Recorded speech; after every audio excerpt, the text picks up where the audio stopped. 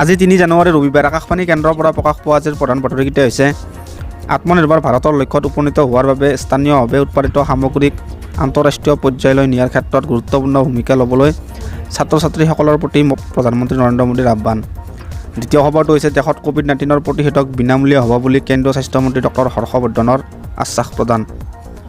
তৃতীয় খবৰটো হৈছে ব্ৰিটেইনত শেহতীয়াকৈ ধৰা পৰা কোভিড-19 পৰিৱৰ্তিত ৰূপৰ সংক্ৰমণ অসমত এতিয়ালৈকে হোৱা নাই বুলি ৰাজ্যিক স্বাস্থ্য বিভাগৰ প্ৰকাশ।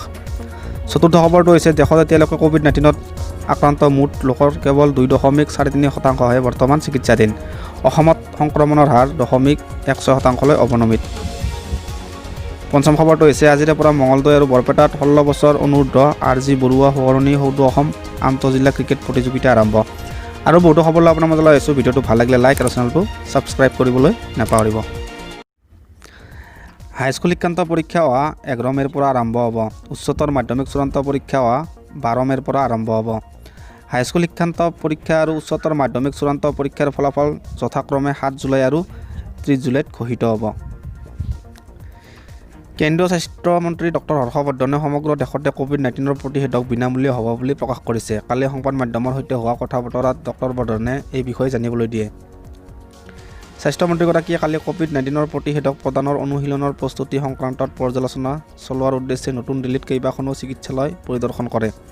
তেওঁ জনসাধাৰণক প্ৰতিষেধকৰ কাৰ্যক্ষমতা তথা সুৰক্ষা সংক্ৰান্তত প্ৰচাৰ হোৱা কোনো ধৰণৰ উৰা বাতৰিকে বিশ্বাস নকৰিবলৈ আহ্বান জনায়। চৰকাৰে কেতিয়াও প্ৰতিষেধক এটা অনুমোদন নোযোৱাৰ পূৰ্বে মানি চলিবলগীয়া নীতি নিৰ্দেশনাসমূহৰ ক্ষেত্ৰত কোনো ধৰণৰ আপোচ নকৰে বুলি তেওঁ লগতে প্ৰকাশ কৰে। সমগ্ৰ দেশজুৰি কালি কোভিড-19 প্ৰতিষেধক প্ৰদানৰ আখৰা সম্পন্ন হয়। প্ৰতিষেধক প্ৰদানৰ প্ৰস্তুতি সন্দৰ্ভত পৰীক্ষা কৰাৰ লগতে কোভিড প্ৰতিষেধক প্ৰদান ব্যৱস্থাৰ সৈতে জড়িত গোটসমূহৰ কৰ্মক্ষেত্ৰৰ সামৰ্থ্য নিৰূপণ কৰাৰ উদ্দেশ্যে এই অনুশীলন সম্পন্ন কৰা হয়। কাৰ্যক্ষেত্ৰত প্ৰতিষেধক প্ৰদানৰ পূৰ্বে পৰিকল্পনা আৰু ইয়াৰ কাৰ্যকাৰীকৰণৰ মাজৰ সম্পৰ্ক তথা এই ক্ষেত্ৰত সন্মুখীন হ'ব পৰা প্ৰত্যাহ্বানসমূহ চিনাক্ত কৰাটো এই অনুশীলনৰ আন এটা উদ্দেশ্য আছিল। উল্লেখযোগ্য যে পৰিকল্পিতভাৱে এই কাৰ্যসূচী ৰূপায়ণৰ বিভিন্ন দিশ পৰ্যালোচনা কৰাৰ বাবে কেন্দ্ৰীয় স্বাস্থ্য আৰু পৰিয়াল কল্যাণ মন্ত্ৰালয়ে দেশৰ মুঠ 285টা স্থানত এই পৰীক্ষা সম্পন্ন কৰে। একে সময়তে শীঘ্ৰেই আৰম্ভ হ'বলগীয়া কোভিড-19 প্ৰতিষেধক প্ৰদানৰ ব্যৱস্থা সুকলমে সম্পন্ন কৰাৰ উদ্দেশ্যে এই ব্যৱস্থা গ্ৰহণ কৰা হয়। দেশৰ সকলো ৰাজ্য আৰু কেন্দ্ৰশাসিত অঞ্চলক সামৰি দুৰ্গম স্থানসমূহকে ধৰি বুজন সংখ্যক নগৰীয়া আৰু গ্ৰাম্য এলেকাক প্ৰতিনিধিত্ব কৰা মুঠ 125খন জিলাত কালি এই অনুশীলন সম্পন্ন হয়। প্ৰতিখন ৰাজ্য আৰু কেন্দ্ৰশাসিত অঞ্চলৰ সংশ্লিষ্ট প্ৰশাসনক কমেও 3টাকৈ স্থানত এই অনুশীলনৰ আয়োজন কৰাৰ নিৰ্দেশ দিয়া হৈছিল। স্থানীয়ভাৱে প্ৰস্তুত কৰা কোভিড-19 প্ৰতিষেধক কোভেক্সিন বিশেষ পৰিস্থিতিত জৰুৰীভাৱে প্ৰয়োগ কৰাৰ অনুমতি প্ৰদানৰ ক্ষেত্ৰত ভাৰতৰ কেন্দ্ৰীয় ঔষধ নিয়ন্ত্ৰণ প্ৰাধিকৰণৰ বিশেষজ্ঞসকলে অনুমোদন জনাইছে। ৰাজহুৱা স্বাৰ্থৰ খাতিৰত সম্পূৰ্ণ সতৰ্কতামূলক ব্যৱস্থাৰে জৰুৰী পৰিস্থিতিত এই প্ৰতিষেধক প্ৰয়োগ কৰাৰ ব্যৱস্থাটোত প্ৰাধিকৰণৰ বিশেষজ্ঞৰ গোট এটাই কালি অনুমোদন জনায়। যোৱা 1 আৰু 2 জানুৱাৰীত অনুষ্ঠিত বিশেষজ্ঞৰ গোটটোৰ বৈঠকত এই সন্দৰ্ভত সিদ্ধান্ত গ্ৰহণ কৰা হয়। অৱশ্যে ভাৰতৰ কেন্দ্ৰীয় ঔষধ নিয়ন্ত্ৰণ প্ৰাধিকৰণৰ কৰ্তৃপক্ষই এই ক্ষেত্ৰত চূড়ান্ত সিদ্ধান্ত গ্ৰহণ কৰিব বুলি চৰকাৰী সূত্ৰই প্ৰকাশ কৰিছে। অসমত কোভিড সংক্ৰমণৰ হাৰ 0.16%লৈ অৱনমিত হৈছে। কালিৰ দিনটোত পৰীক্ষা কৰা 24,375টা নমুনাৰ ভিতৰত 38জনৰ দেহত কোভিডৰ উপস্থিতি ধৰা পৰে। সেই অনুসাৰে ৰাজ্যখনত এতিয়ালৈ 2,16,000ৰো অধিক লোক কোভিডত আক্ৰান্ত হৈছে। আনহাতে কালিৰ দিনটোত 80জন কোভিড ৰোগীক চিকিৎসালয়ৰ পৰা অব্যাহতি দিয়া হয়। ইয়াকে লৈ ৰাজ্যখনত বৰ্তমানলৈ 2,12,000ৰো অধিক কোভিড ৰোগী সুস্থ হৈ উঠিছে। সেই অনুসাৰে ৰাজ্যখনত কোভিড আৰোগ্যৰ হাৰ 98%লৈ বৃদ্ধি পাইছে। কালিৰ দিনটোত কোভিডত আক্ৰান্ত হৈ 2জন লোকৰ মৃত্যু হোৱাত ৰাজ্যখনত বৰ্তমানলৈ এই ৰোগত মৃত্যু হোৱা লোকৰ সংখ্যা 1051জনলৈ বৃদ্ধি পাইছে। সেই অনুসাৰে ৰাজ্যখনত সম্প্ৰতি মৃত্যুৰ হাৰ 0.49% হৈছে। ব্ৰিটেইনত শেহতীয়াকৈ ধৰা পৰা কোভিড-19 উৎপৰিৱৰ্তিত ৰূপৰ সংক্ৰমণ এতিয়ালৈকে অসমত হোৱা নাই বুলি ৰাজ্যৰ স্বাস্থ্য বিভাগে প্ৰকাশ কৰিছে। আকাশবাণী গুৱাহাটী কেন্দ্ৰৰ আঞ্চলিক বাতৰি বিভাগৰ দৃষ্টিপাত অনুষ্ঠানত কালি ৰাষ্ট্ৰীয় স্বাস্থ্য অভিযান অসমৰ মিছন সঞ্চালক লক্ষ্মণন এছে সমল ব্যক্তি হিচাপে উপস্থিত থাকি এই বিষয়ে প্ৰকাশ কৰে।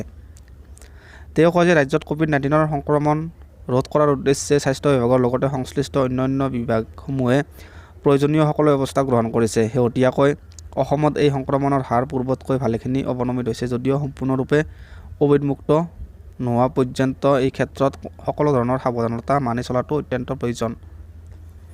কোভিড-19 বিৰোধী যুঁজখনত জনসাধাৰণৰ লগতে স্বাস্থ্যকৰ্মী, পৰোক্ষ আৰু প্ৰত্যক্ষভাৱে জড়িত আশাৰীৰ অন্যান্য সেৱা প্ৰদানকাৰী লোক আৰু চৰকাৰৰ সহযোগিতাৰ শলাগ লয়। বিষয়াগৰাকীয়ে কয় যে কোভিড-19 প্ৰতিষেধক আৰু আত্মসুৰক্ষাৰ সকলো নীতি-নিয়ম পালনৰ জৰিয়তে অনাগত সময়ত ইয়াৰ বিৰুদ্ধে সফলতা লাভ কৰিব পৰা যাব। সমগ্ৰ দেশৰ লগতে অসমতো কোভিড প্ৰতিষেধক প্ৰদানৰ ড্ৰাই ৰান কাৰ্যসূচীৰ বিষয়ে উল্লেখ কৰি তেওঁ কয় যে অগ্ৰাধিকাৰৰ ভিত্তিত বিভিন্ন পৰ্যায়ত জনসাধাৰণক কোভিড প্ৰতিষেধক প্ৰদানৰ ব্যৱস্থা কৰা হ'ব।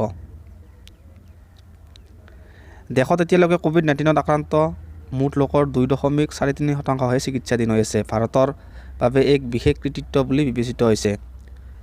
নতুনকৈ আক্ৰান্ত লোকৰ সংখ্যা হ্ৰাস পাবলৈ ধৰাত চিকিৎসাধীন লোকৰ সংখ্যা ক্ৰমাৎ হ্ৰাস পাবলৈ ধৰিছে। দেশত সম্প্ৰতি কোভিড-19 পৰা আৰোগ্যৰ হাৰ 96.12% বৃদ্ধি পাইছে।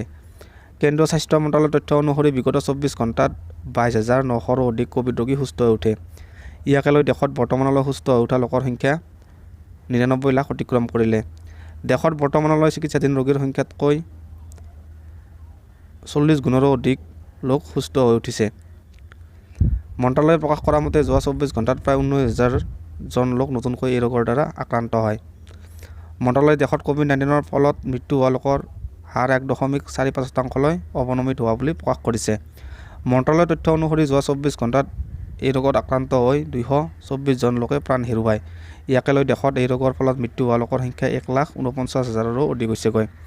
ভাৰতীয় চিকিৎসা গৱেষণা পৰিষদৰ তথ্য অনুসৰি যোৱা 24 ঘণ্টাত 8,29,000তকৈও অধিক কোভিড নমুনা পৰীক্ষা কৰা হয়। ইয়াকে ধৰি দেশত এই পৰ্যন্ত সম্পন্ন কৰা পৰীক্ষাৰ সংখ্যাই 17,39 লাখ অতিক্ৰম কৰিলে। কোভিড-19 মহামাৰীৰ বিৰুদ্ধে চলি থকা যুঁজখনত ভাৰতে কেইবাটাও সাফল্য লাভ কৰিছে। যোৱা কেইটামান মাহত কেন্দ্ৰীয় স্বাস্থ্য আৰু পৰিয়াল কল্যাণ মন্ত্ৰালয়ে দেশৰ সকলো ৰাজ্য আৰু কেন্দ্ৰশাসিত অঞ্চল আৰু অংশীদাৰসকলৰ সহযোগত কোভিড প্ৰতিষেধকৰ বিতৰণ ক্ষেত্ৰত প্ৰস্তুতি চলাই আছে। কালি সমগ্ৰ দেশজুৰি সকলো ৰাজ্য আৰু কেন্দ্ৰশাসিত অঞ্চলৰ 125খন জিলাৰ 286টা টীকাকৰণ কেন্দ্ৰত এই কোভিড প্ৰতিষেধকৰ প্ৰদানৰ অনুশীলন চলোৱা হয়। প্ৰত্যেক জিলাৰ জিলা চিকিৎসালয় অথবা চিকিৎসা মহাবিদ্যালয়, ব্যক্তিগত স্বাস্থ্যকেন্দ্ৰ আৰু গ্ৰাম্য অথবা নগৰীয়া স্বাস্থ্যকেন্দ্ৰকে ধৰি কমেও 3টাকৈ স্থানত এই অনুশীলন কাৰ্যসূচী চলোৱা হয়। প্ৰধানমন্ত্ৰী নৰেন্দ্ৰ মোদীয়ে আত্মনিৰ্ভৰ ভাৰতৰ লক্ষ্যত উপনীত হোৱাৰ বাবে স্থানীয়ভাৱে উৎপাদিত সামগ্ৰীক আন্তঃৰাষ্ট্ৰীয় পৰ্যায়লৈ লৈ যোৱাৰ ক্ষেত্ৰত ছাত্ৰ-ছাত্ৰীসকলক গুৰুত্বপূৰ্ণ ভূমিকা পালন কৰিবলৈ আহ্বান জনাইছে। উৰিষ্যাৰ চম্বলপুৰত কালি ভাৰতীয় ব্যৱস্থাপনা প্ৰতিষ্ঠান চমুকৈ IIMৰ স্থায়ী চৌহদৰ আধাৰশিলা ভিডিঅ' কনফাৰেন্সিং ব্যৱস্থাৰে স্থাপন কৰি দিয়া ভাষণত প্ৰধানমন্ত্ৰীগৰাকীয়ে এই আহ্বান জনায়।